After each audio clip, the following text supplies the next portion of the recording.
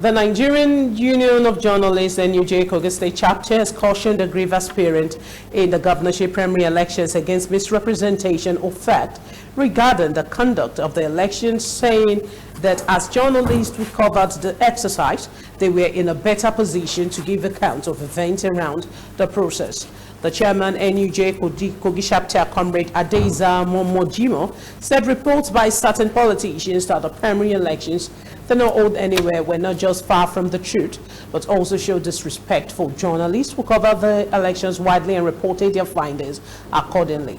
Momojimo spoke during a press briefing held on Sunday after an emergency council meeting at the union at the NUJ Secretariat in Lokoja, the state capital. The NUJ chairman stated, and I quote, "Our attention has been drawn to some reports in the media by our politicians since the conduct of the APC governorship primary in KOGI State, trying to condemn the exercise and in a way impugning on the integrity of journalists and our various media houses." Journalists, while monitoring the process, and reports were sent to various media houses based on their observations on the feed.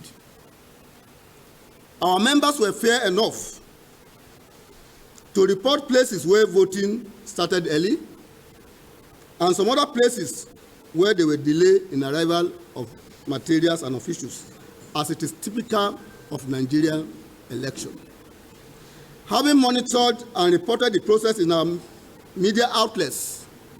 journalists converged at the collation center at the APC Secretariat in Lokoja and stayed up to 3 a.m. in the morning of Saturday to also cover the collation and declaration of results. For any aggrieved politician to now assert that all these sacrifices done by journalists amounted to colluding to declare concocted results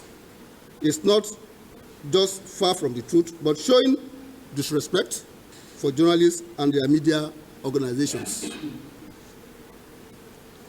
For us at the KOGI NUJ, we stand by the reports of journalists as published in their media houses on the conduct of the election. We want to use this medium to advise our politicians to use the prescribed ways of seeking redress whenever the outcome of elections are not favorable to them, rather than resorting to blackmail and attempting to pull everything down. I wish to also use this opportunity to urge journalists in the state to continue to uphold the ethical standards of the profession